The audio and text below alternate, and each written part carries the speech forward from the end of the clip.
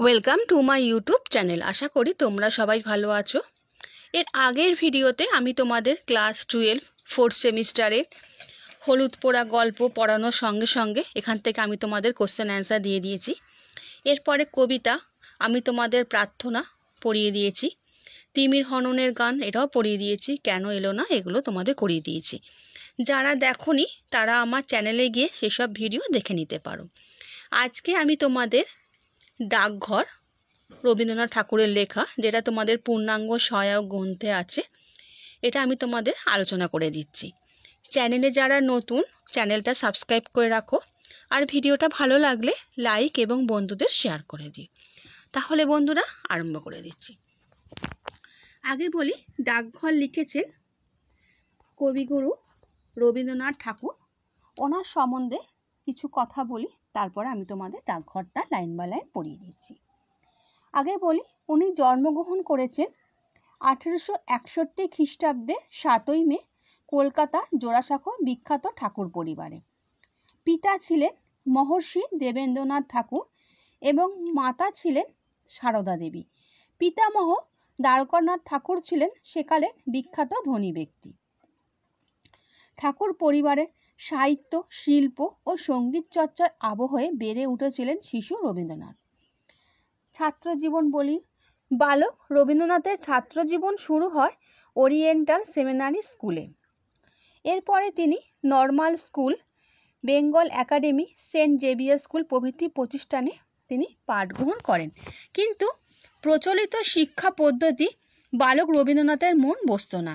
সেই জন্য তিনি বারবার বিদ্যালয় পরিবর্তন করলেও বিদ্যালয় পড়া তিনি শেষ করতে পারেননি। প্রাতিষ্ঠানিক শিক্ষা অসমাপ্ত থাকলেও তিনি যোগ্য গৃহশিক্ষকের অধীনে বাড়িতে বিভিন্ন বিষয় পাঠ গ্রহণ করেছিলেন। অল্প বয়সে রবীন্দ্রনাথ কবিতা লিখতে শুরু করেছিলেন। শিশু রবীন্দ্রনাথের জীবনে এইভাবে যে কবিতা চর্চার সূচনা ঘটেছিল, তাতে আর কখনো বিরতি ঘটেনি। বয়স এবং অভিজ্ঞতা বাড়ার সঙ্গে সঙ্গে কবিতা রচনার পাশাপাশি প্রবন্ধ, গান, নাটক, উপন্যাস, ছোট গল্প প্রভৃতি বিভিন্ন ক্ষেত্রে তার অসাধারণ প্রতিভার বিকাশ ঘটতে থাকে। এবার বলি ব্যক্তি জীবন। 1878 খ্রিস্টাব্দে 20 সেপ্টেম্বর 18 বছর বয়সে রবীন্দ্রনাথকে ইংল্যান্ডে পাঠানোর ব্যবস্থা করা হয়। সেটাই তার প্রথম বিলেত যাত্রা। এরপরে 1879 খ্রিস্টাব্দে শিক্ষা অসমাপ্ত রেখে তিনি দেশে ফিরে আসেন। প্রথমবার বিলেতে বসবাসের অভিজ্ঞতা নিয়ে তিনি লিখেছিলেন ইউরোপ প্রবাসী পত্র। তারপরে 1883 খ্রিস্টাব্দে যশোরে বেণীমাধব রায়চৌধুরীর কন্যা ভবতারিণী দেবীর সঙ্গে রবীন্দ্রনাথের বিবাহ হয়। ঠাকুর বাড়িতে ভবতারিণীর নতুন নামকরণ হয় মৃণালিনী। রবীন্দ্রনাথের দাদা জ্যোতিরিন্দ্রনাথের স্ত্রী কাদম্বরী দেবী রবীন্দ্রনাথকে যেমন স্নেহ করতেন, তেমনি তাকে সাহিত্য চর্চাতে উৎসাহ করতেন। এরপরে আসি ওনার কাব্যগ্রন্থ। রবীন্দ্রনাথের নিজ নামে প্রকাশিত প্রথম কবিতাটির নাম হিন্দু মেলার উপহার।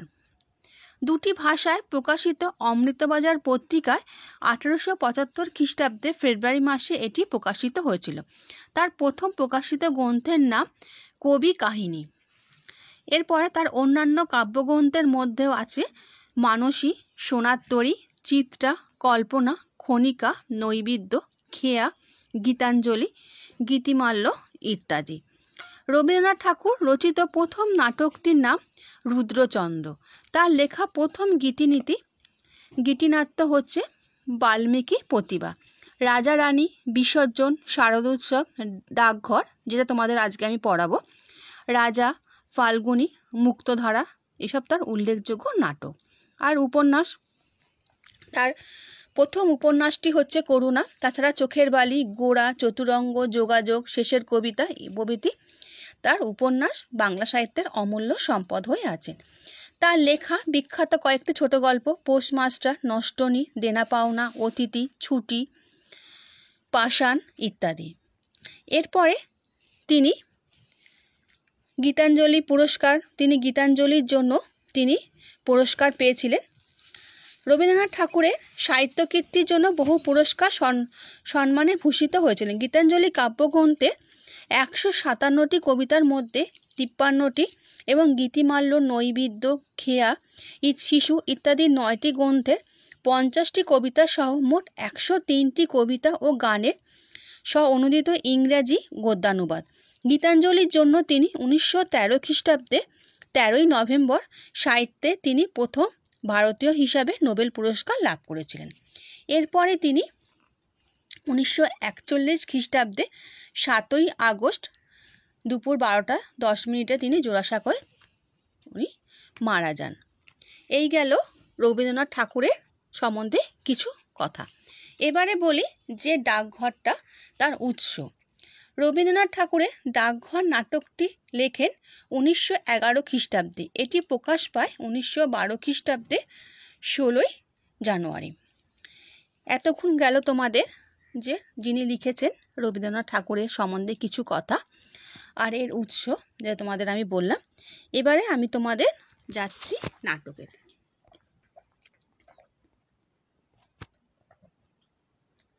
প্রথম দেখা যাচ্ছে এখানে মাধব দত্তের কথা। মাধব দত্ত বলছেন, মুশকিলে পড়ে গেছি। যখন ও ছিল না তখন ছিল না, কোনো ভাবনাই ছিল না। এখনো কোথা থেকে এসে আমার ঘর জুড়ে বসলো। ও চলে গেলে আমার এ ঘর যেন আর ঘর থাকবে না। কবিরাজ মশাই, আপনি কি মনে করেন ওকে? এখানে দেখো একজন চরিত্রের কথা আমরা পাচ্ছি, যিনি মাধব দত্ত, যিনি কি চিন্তাগ্রস্ত, কারণ তার পুত্র কথা অমল অসুস্থ। তিনি কবিরাজের দ্বারস্থ হয়েছেন। কবিরাজ ওর ভাগ্যে যদি আয়ু থাকে তাহলে দীর্ঘকাল বাঁচতেও পারে, কিন্তু আয়ুর্বেদে যেরকম লিখেছে তাতে তো।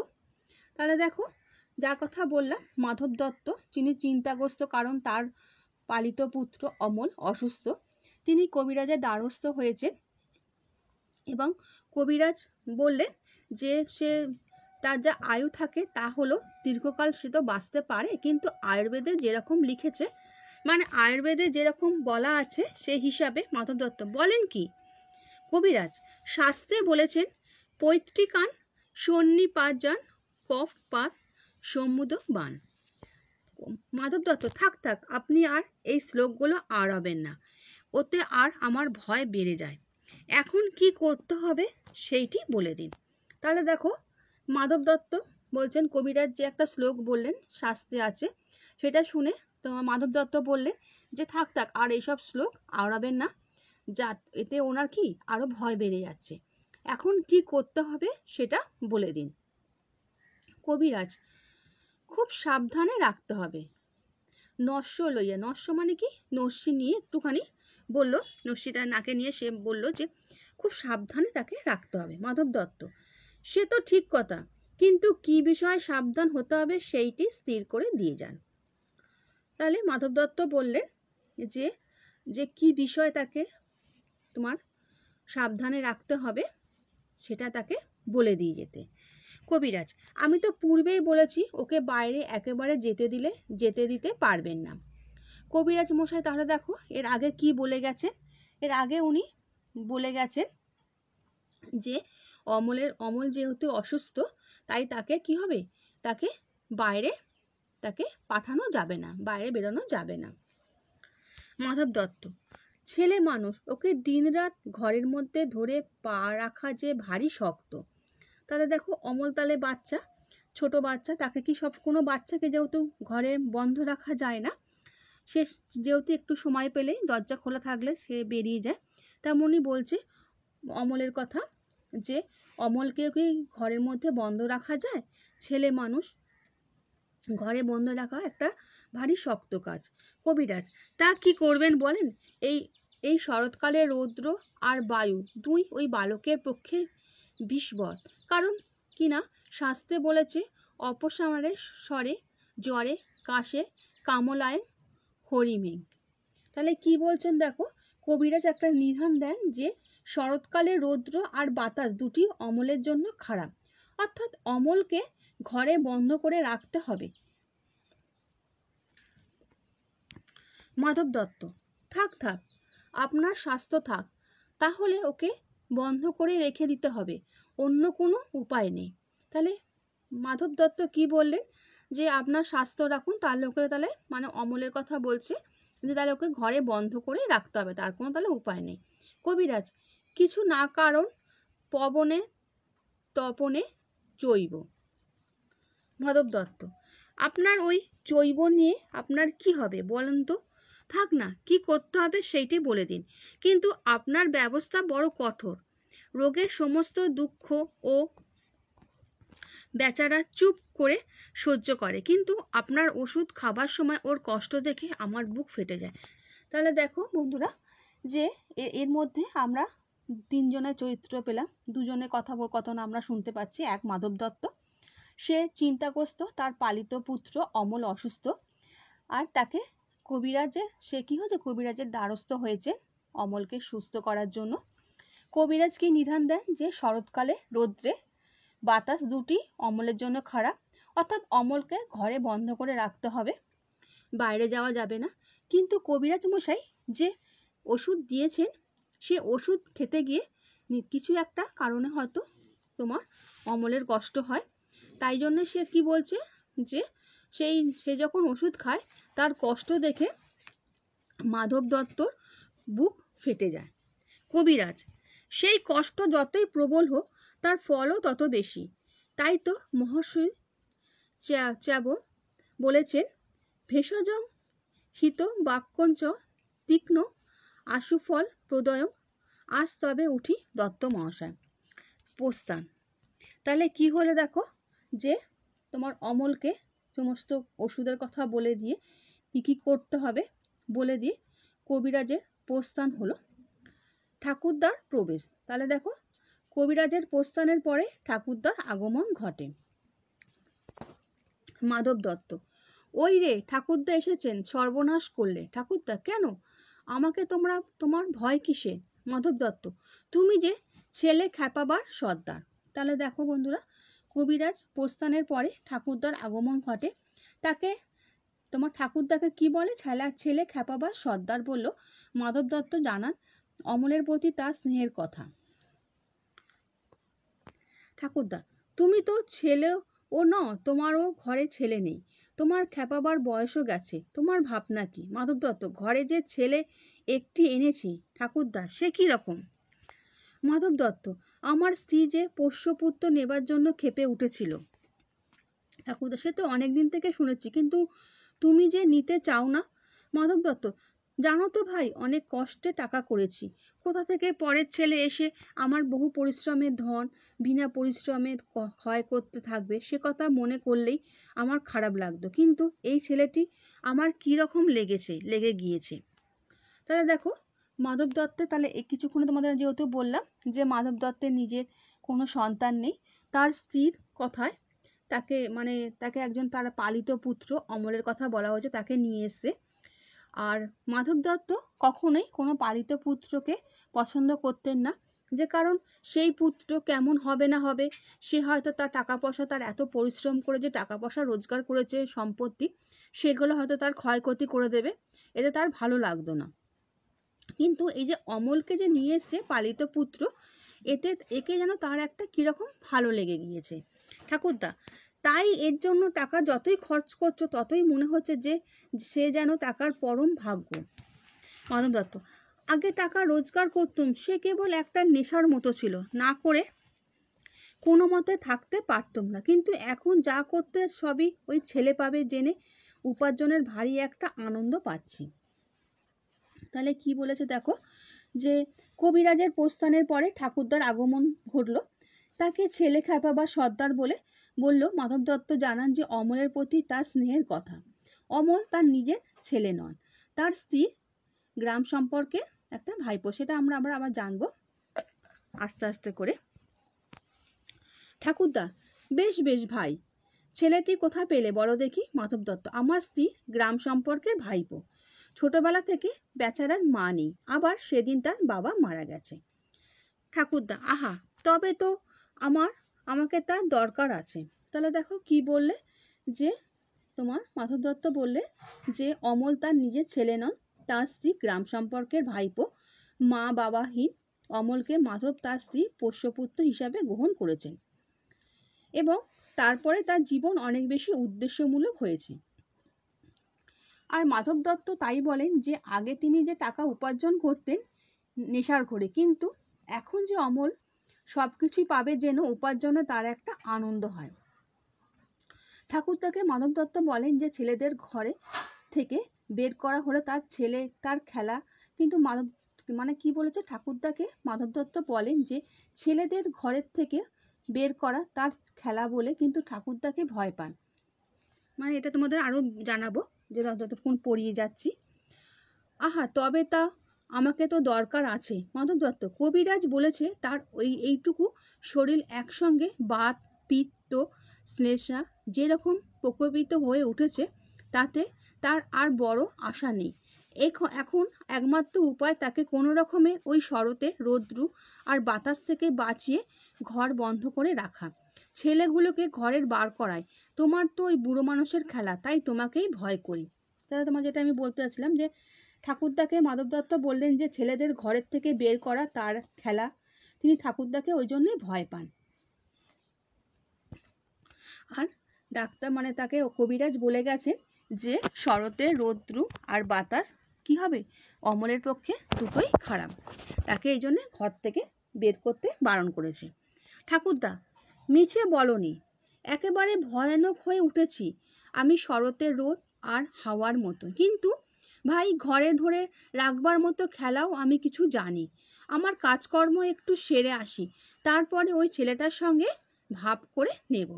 তাহলে প্রত্যুত্তরে ঠাকুরদা জানান যে সে ঘরে ধরে রাখার খেলাও তিনি জানেন। তা ঠাকুরদার কীরকম চরিত্র, সে ঠাকুরদাকে সবাই খ্যাপা বা সর্দার বলতো। আর ঠাকুরদাকে মাধব দত্ত বলে যে সে কি করে ছেলেদের ঘর থেকে বের করে তার খেলা করা, তিনি ঠাকুরদাকে এই জন্য ভয় পান, খেলা করে বলে ঠাকুরদাকে ভয় পান। এর জন্য ঠাকুরদা বললেন সে বাচ্চাদেরকে ঘরে ধরে রাখবার খেলাও তিনি জানেন। প্রস্থান, অমল গুপ্তের প্রবেশ। তাহলে কি ঠাকুরদা চলে যাবার পরে অমলের প্রবেশ ঘটে। অমল পিসেমশাই। মাধব দত্ত কি অমল? অমল আমি কি ওই উঠোনটাতে যেতে পারবো না? মাধব দত্ত না বাবা।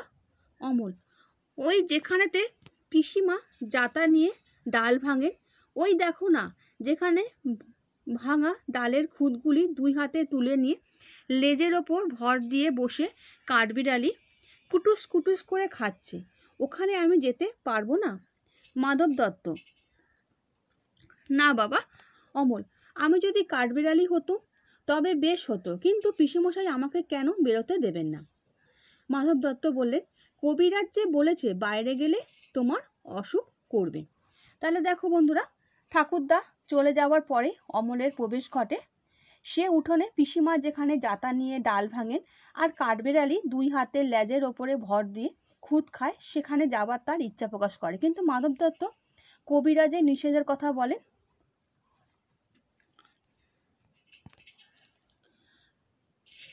মাধব দত্ত কবিরাজ যে বলেছে বাইরে গেলে তোমার অসুখ করবে। অমল কবিরাজ কেমন করে জানলে? মাধব দত্ত বলো কি অমল, কবিরাজ জানবে না? সে যে এত বড় বড় পুঁথি পড়ে ফেলেছে। অমল পুঁথি পড়লেই কি সমস্ত জানতে পারে? মাধব দত্ত বেশ, তাও বুঝি জানো না। অমল একটা দীর্ঘ নিঃশ্বাস ফেলে আমি যে পুঁথি কিছুই পড়িনি তাই জানি নে। মাধব দত্ত দেখো বড় বড় পণ্ডিতরা সব তোমারই মতনই, তারা ঘর থেকে তো বেরোয় না। অমল বেরোয় না? মাধব দত্ত না, কখন বেরোবে বলো? তারা বসে বসে কেবল পুঁথি পড়ে আর কোন দিকে তাদের চোখ নেই। অমলবাবু তুমিও বড় হলে পণ্ডিত হবে, বসে বসে এই এত বড় বড় সব পুঁথি পড়বে, সবাই দেখে আশ্চর্য হয়ে যাবে। অমল না না পিসেমশাই, তোমার দুটি পায়ে পড়ি, আমি পণ্ডিত হব না পিসেমশাই, আমি পণ্ডিত হব না। তাহলে দেখো বন্ধুরা, তোমাদের কি বললাম, তোমাদের এতক্ষণ বললাম যে আমরা কটা চরিত্র আমরা এই এতটুকুর মধ্যে পেয়েছি। প্রথমে ছিল মাধব দত্ত, তারপরে ছিল যার সঙ্গে কথোপকথন করা হচ্ছিল প্রথমে কবিরাজের সঙ্গে মাধব দত্তের কথোপকথন করা হলো। তার পালিত পুত্র অমল অসুস্থ, তোমার কবিরাজ মশাই বলে গেছে যে অমলকে তোমার শরৎকালের রোদ আর বাতাস দুটি তার পক্ষে খারাপ, এবং তাকে নানা রকম তাকে বলে দিয়ে এবং তার জন্য তাকে ঔষধ দিয়ে যাতে সেই ওষুধ খেতে পারে, খেলে যাতে সে অসুস্থ হতে পারে তার জন্য ওষুধ সব নানা রকম নিধান দিয়ে সে কি হলো, সে যাওয়ার পরই তার কিছুক্ষণ পরই ঠাকুরদার আগমন ঘটলো। ঠাকুরদাকে সবাই খ্যাপা বা সর্দার বলে। আর সে কি করে, সে ঘরের বাচ্চাদেরকে ঘর থেকে সে নিয়ে বের করে তার একটা খেলা, এতে কি হয় অমলকে যাতে ঘর থেকে না বের করে এর জন্য তাকে বললো যে তাকে ডাক্তার তার মানে তাকে কবিরাজ মশাই নিধান দিয়েছে যে তাকে ঘরে থাকার জন্য। এর জন্য প্রত্যুত্তর ঠাকুরদা বলে যে সে ঘরে রাখবার খেলাও, বাচ্চাদেরকে ঘরে রাখার খেলাও তিনি জানেন। এই বলে ঠাকুরদা চলে যাবার পরই অমলের প্রবেশ ঘটে। সে অমল বলে যে সে উঠোনে পিসিমা যেখানে জাতা নিয়ে ডাল ভাঙে আর কাঠবিড়ালি যেখানে দুটো হাতে লেজের ওপর ভর দিয়ে খুদ খায় সেখানে যাবার তার ইচ্ছা প্রকাশ। কিন্তু মাধব দত্ত কবিরাজ যে নিষেধ করে গেছেন সেটা বলেন, যারা পণ্ডিত হয়েছেন তারা ঘরে বসে পুঁথি পড়ে তা হয়েছেন, এবং অমল এইভাবে পণ্ডিত হতে পারে বলে মাধব দত্ত মন্তব্য করেন। কিন্তু অমল কি হয়, পণ্ডিত হতে চায় না। মাধব দত্ত, সে কি কথা অমল, যদি পণ্ডিত হতে পারতুম তাহলে আমি তো বেঁচে যেতাম। তাহলে দেখো মাধব দত্ত কি বলছে, এখানে অমল পণ্ডিত হতে চায় না, কিন্তু মাধব দত্ত বলছে যে সে যদি পণ্ডিত হতে পারতো সে তো বেঁচে যেত। অমল, আমি যা আছে সব দেখব, কেবলই দেখব। অমলের দেখো কি, যে অমল বলছে যে যা আছে সব কিছুই সে দেখবে, শুধু দেখে বেড়াবে। মাধব দত্ত, শোনো একবার। দেখবে কি, দেখবা এত আছেই বা কি। অমল, আমাদের জানলার কাছে বসে সেই এই দূরের পাহাড় দেখা যায়, আমার ভারী ইচ্ছে করে ওই পাহাড়টার পার হয়ে চলে যাই। মাধব দত্ত, কি পাগলের মতো কথা, কাজ নেই কর্ম নেই, খামোকা পাহাড় পার হয়ে চলে যাও, কি যে বলে তার ঠিক নেই।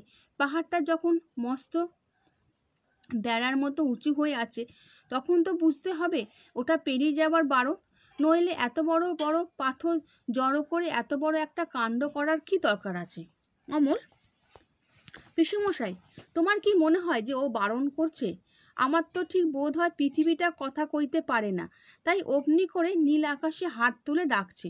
অনেক দূরে যারা ঘরের মধ্যে বসে থাকে তারা দুপুরবেলা একলা জানলার ধারে বসে ওই ডাক শুনতে পায়, পণ্ডিতরা বুঝি শুনতে পায় না? মাধব দত্ত, তারা তো তোমার মতো খ্যাপা নয়, তারা শুনতে চায় না। অমল, আমার মতো খ্যাপা আমি কালকে একজনকে দেখেছিল। মাধব দত্ত, সত্যি নাকি, কি রকম শুনি? অমল, তার কাঁধে একটা বাঁশের লাঠি, লাঠির আগায় একটা পুটুলি বাঁধা, তার বাঁ হাতে একটা ঘটি, পুরানো একজোড়া নাগরা জুতো পরে সে এই মাঠের পথ দিয়ে ওই পাহাড়ের দিকে যাচ্ছিল।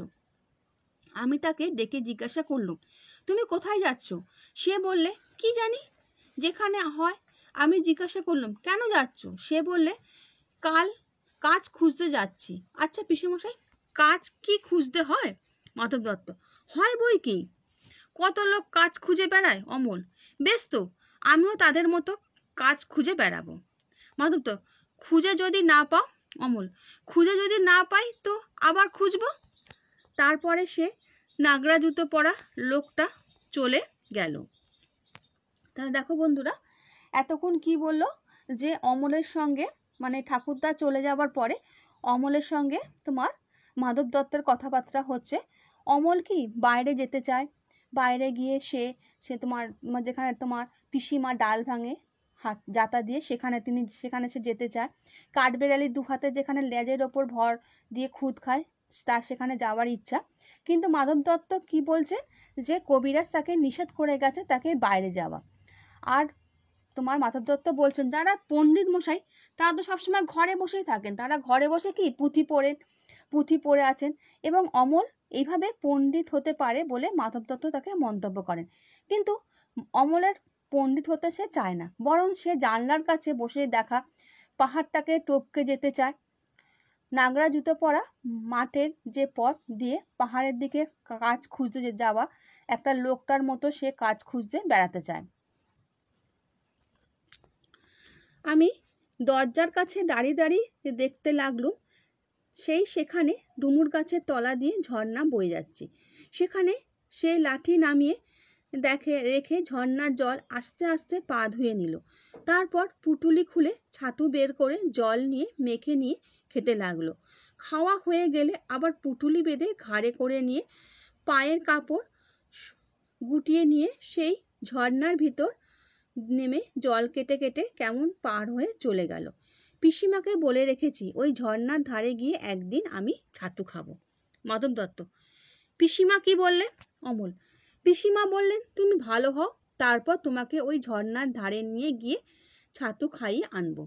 দেখো তাহলে অমল লেখাপড়া, অমলের কি একটা বাইরের যে দৃশ্য তার খুব ভালো লাগে, যেখানে ঝর্ণার জল পড়ে, যেখানে তারপরে একজন যে নাগরায় জুতো পরে একজন সে কাজ খুঁজতে যাচ্ছে, তার যে সেই ছাতু খাওয়া, সেইগুলো তোমার ঝর্ণার জল নিয়ে সেগুলো তার মনকে কি হয়, তার মনকে খুব আকৃষ্ট করে।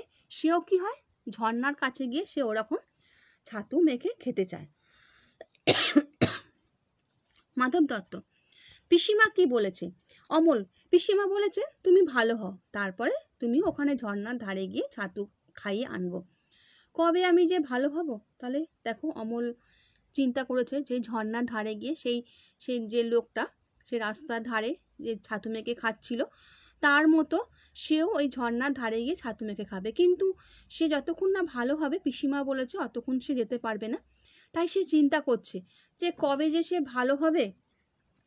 মাধব দত্ত: আমি তো দেরি নেই বাবা, আর তো দেরি নেই বাবা। অমল: দেরি নেই, ভালো হলেই কিন্তু আমি চলে যাব। মাধব দত্ত: কোথায় যাবে? অমল: কত বাঁকা বাঁকা ঝর্ণার জলে আমি পা ডুবিয়ে ডুবিয়ে পার হতে হতে চলে যাব। দুপুরবেলা সবাই যখন ঘরে দরজা বন্ধ করে শুয়ে আছে, তখন আমি কোথায় কত দূর কেবল কাজ খুঁজে খুঁজে বেড়াতে বেড়াতে চলে যাব। দেখো বন্ধুরা কি বলছে, যে অমলে নানা রকম সে কল্পনা করছে যে যখন সবাই দুপুরবেলা শুয়ে থাকবে দরজা বন্ধ করে, তখন সে কি হবে, কাজ খুঁজতে খুঁজতে সে বেরিয়ে যাবে, যখন সে সুস্থ হয়ে যাবে ঝর্ণার জলে পা ডুবিয়ে। তার নানা রকম কল্পনাগুলো সে মাধব দত্তকে বলছে, সে যা সুস্থ হলে সে এইগুলো করবে। মাধব দত্ত: আচ্ছা বেশ, আগে তুমি ভালো হও, তারপরে তুমি। মানে তাহলে মাধব দত্ত কি বলছে, যে তুমি আগে ভালো হয়ে যাও, তারপরে তুমি, মানে তুমি তারপর তুমি, মানে এটা কি বলতে যাচ্ছে, যে তারপরে তুমি, মানে যে তারপরে তুমি যাবে সেই ঝর্ণার জলের কাছে যাবে, তুমি ছাতু মেখে খাবে, কাজ খুঁজতে যাবে, এই সমস্ত তার যে কল্পনা বা তার সে যেগুলো করতে চায় সেগুলো সে করবে। আগে তো তুমি সুস্থ হয়ে যাও। অমল: তারপরে আমাকে পণ্ডিত হতে বলো না পিসেমশাই। মানে কি বলছে, যে সুস্থ হয়ে গেলে তারপরে তাকে যেন পণ্ডিত হতে না বলে পিসেমশাই। মাধব দত্ত: তুমি কি হতে চাও বা বলো। অমল: এখন আমার কিছু মনে পড়ছে না, আচ্ছা আমি ভেবে বলবো। তাহলে পিসেমশাইকে বলছে যে তাকে যেন সে সুস্থ হয়ে গেলে তাকে যেন পণ্ডিত হতে না বলে, কারণ সে পণ্ডিত হতে চায় না। তখন মাধব দত্ত বললেন যে তাহলে তার কি হতে চায় সেটা তাকে বলতে বললেন। তখন অমল বললেন যে সে এটা ভেবে বলবে। মাধব দত্ত: কিন্তু তুমি অমন করে যে দেশে বিদেশি, তুমি অমন করে যে সে বিদেশি লোককে ডেকে ডেকে কথা বলো না। অমল: বিদেশি লোক আমার ভারী ভালো লাগে। তাহলে কি বলছে মাধব দত্ত, যে সে কি করে, অমল বসে বসে সে যে বিদেশি লোককে ডেকে ডেকে কথা বলো, তো অমল বলছে সেই বিদেশি লোকদের ডেকে কথা বলতে তার ভালো লাগে। মাধব দত্ত: যদি তোমাকে ধরে নিয়ে যেত। অমল: তাহলে তো সে বেশি হতো, কিন্তু আমাকে তো কেউ ধরে নিয়ে যায় না, সবাই কেবল বসিয়ে রেখে দেয়। তাহলে দেখো মাধব দত্ত বলছে যে অমল কি হয়, যে কোনো লোক বিদেশি লোককে দেখলেই সে কি করে তাদের সঙ্গে কথা বলে। তাই মাধব দত্ত বলছে যদি তাকে কেউ ধরে নিয়ে চলে যায়, যদি কোনো খারাপ লোক হয়, যেমন থাকে রাস্তায় যেমন ছেলে ধরা আমরা জানি, যে কোনো বাচ্চাদের দেখলে যেমন ধরে নিয়ে যায়, তাই মাধব দত্ত বলছে সেরকম যদি কোনো ছেলে ধরা আসে, তাকে যদি ধরে নিয়ে চলে যায়, তাতে অমলের আরও বেশি খুশি। অমল কি বলছে, ধরে নিয়ে গেলে তো বেশ ভালোই হতো, কিন্তু কেউ তাকে ধরে নিয়ে যায় না, সবাই কেবল তাকে বসিয়ে রেখে দেয়। মাধব দত্ত: আমার কাজ আছে, আমি চললুম, কিন্তু বাবা দেখো বাইরে যেন বেরিয়ে যেও না। এবার মাধব দত্ত বলছে, এতক্ষণ অমলের সঙ্গে কথা বললো, অমল অসুস্থ ছিল, তোমার কবিরাজ মশাই এলো, কবিরাজ মশাইয়ের সাথে কথা বললো, ঠাকুরদার সঙ্গে কথা বলার পর অমল এবার মাধব দত্ত কি বলছে, যে অমলকে বলল যে তার একটু কাজ আছে, সে একটু যাচ্ছে, এই জন্য তাকে বললো সে যেন ঘর থেকে, আবার তার যাওয়ার সঙ্গে সঙ্গে সে যেন ঘর থেকে বেরিয়ে না যায়। অমল, যাব না, কিন্তু পিসেমশাই রাস্তার ধারে ওই ঘরটি আমি বসে থাকবো, যাব না। সে কি বলছে, সে যাবে না, সে রাস্তার ধারে যে ওই ঘরটি আছে সেখানে সে বসে থাকবে। দেখো বন্ধুরা, তোমাদের আমি প্রথম দৃশ্য আলোচনা করলাম, এরপরে তোমাদের সেকেন্ড দৃশ্যটা আরম্ভ হচ্ছে। এটা তোমাদের আমি নেক্সট ভিডিওতে আলোচনা করব। এতক্ষণ আমি তোমাদের এত দূর অবধি যে রাস্তার ধারে ওই ঘরটি বসে থাকবো, এত দূর অবধি তোমাদের আমি পড়িয়ে দিলাম। তোমাদের এটা যে পড়ালাম, এটা তোমাদের একটু ছোট্ট করে এই বিষয় সংক্ষেপটা তোমাদের আর একটু তোমাদের আমি বলে দিচ্ছি যে এতক্ষণ আমি তোমাদের কি পড়ালাম। প্রথমে আসছি যেটা আমাদের চরিত্র আমরা যেটা পাচ্ছি সেটা হচ্ছে মাধব দত্ত আর তোমাদের কবিরাজ মশাইয়ের সঙ্গে প্রথমে পাচ্ছি আমরা কথোপকথন। কবিরাজ মশাই আর মাধব দত্তের প্রথমে কথোপকথনে আমরা খুঁজে পেলাম যে কি বলছে, যে মাধব দত্তের পালিত পুত্র অমল সে কিনা অসুস্থ, তাই তাকে কি বলেছে, যে তাকে বাইরে বেরোতে কবিরাজ মশাই বারণ করেছে। তাকে নিধান দেন যে শরৎকালে রৌদ্র এবং বাতাস অমলের পক্ষে দুটোই খারাপ, সে যাতে বাইরে না যায়। এরপরে এই সমস্ত বলে তোমার আর অমলকে যেন ঘর বন্ধ করে রাখে এটা বলে যায়। আর কবিরাজ মশাই যে ওষুধ দিয়েছেন সেটা খেতে গিয়ে অমলের খুব কষ্ট হয়, এই কষ্ট দেখে মাধব দত্তেরও খুব কষ্ট হয়, তাই সেটাও তিনি বললেন। তা কিন্তু বললেন যে ভালো হতে গেলে একটু তো কষ্ট সহ্য করতেই হবে, এটা বলে দিয়ে কবিরাজ মশাই তোমার প্রস্থান করলেন। প্রস্থানের পরে ঠাকুরদার আগমন ঘটে। ঠাকুরদাকে কি বলা হয়, ঠাকুরদাকে সবাই কি বলে, ছেলে খ্যাপা বা সর্দার। মাধব দত্ত জানান যে অমলের প্রতি তার স্নেহের কথা। অমল তার নিজের ছেলে নয়, তার স্ত্রী, গ্রাম সম্পর্কের ভাইপো। তার বাবা মা নেই, এই জন্য তার স্ত্রী তাকে পোষ্যপুত্র হিসাবে গ্রহণ করেছেন। এবং তারপর থেকে তার জীবনে অনেক বেশি উদ্দেশ্যমূলক হয়ে যায়, মানে এই অমল আসার পর থেকে তার জীবনে একটা বেশি উদ্দেশ্যমূলক হয়ে যায়। আগে সে কি করতো, তার মধ্যে টাকা একটা উপার্জন করার নেশা থাকতো, কিন্তু এখন অমল সব কিছুই পাবে যেন উপার্জনে তার একটা আনন্দ হয়। ঠাকুরদাকে মাধব দত্ত বলে যে ছেলেদের ঘর থেকে বের করা তার খেলা বলে তিনি ঠাকুরদাকে ভয় পান, যাতে মানে অমলকে যাতে ঘর থেকে বের করে না নিয়ে যায়। এর উত্তরে ঠাকুরদা বলে যে সে বাচ্চাদেরকে ঘরে রাখার খেলাও সে জানে। এ সমস্ত কথা বলার পর ঠাকুরদা চলে যাওয়ার পরে অমলের প্রবেশ ঘটে। এবার অমল এলো, অমলের সঙ্গে এরপরে মাধব দত্তর কথোপকথন হয়। অমল কি বলে, অমল সে উঠোনে পিসিমার যেখানে যাতা নিয়ে ডাল ভাঙে আর কাঠবিড়ালি দুই হাতের লেজের ওপর ভর দিয়ে খুদ খায়, সেখানে যাওয়ার তার ইচ্ছা হয়। কিন্তু মাধব দত্ত কবিরাজ যে নিষেধ করে গেছে যে তাকে শরতের রোদ আর বাতাস দুটি তার পক্ষে খারাপ, সেটা তাকে জানায়। কিন্তু আর বলে যে যারা ঘরে থাকে, মানে পণ্ডিতরা সবসময় ঘরে থাকেন, তারা পুঁথি পড়েন, তারা ঘরে থাকেন, এবং অমল এইভাবে পণ্ডিত হতে পারে বলে মাধব দত্ত মন্তব্য করেন। কিন্তু অমল পণ্ডিত হতে চায় না, বরং সে জানলার কাছে বসে দেখা পাহাড়টিকে টপকে যেতে চায়। নাগরায় জুতো পরে মাঠের পথ দিয়ে পাহাড়ের দিকে কাজ খুঁজতে যাওয়া লোকটার মতো সেও কাজ খুঁজতে বেড়াতে চায়। তার মতোই ঝর্ণায় ধারে বসে ছাতু খেতে চায়, ঝর্ণার জলে পা ডুবিয়ে তার পার হয়ে বহু দূরে সে যেতে চায়। এই সমস্তই তার ইচ্ছা। এবারে সে তার পিসিমাকে বলেছে, কিন্তু পিসিমা বলেছে যে সে সুস্থ হয়ে গেলে তাকে কি করবে, পিসিমা তাকে সেখানে নিয়ে যাবে, সেই ঝর্ণার ধারে গিয়ে সে কি করবে, সেখানে বসে ছাতু মেখে খাবে।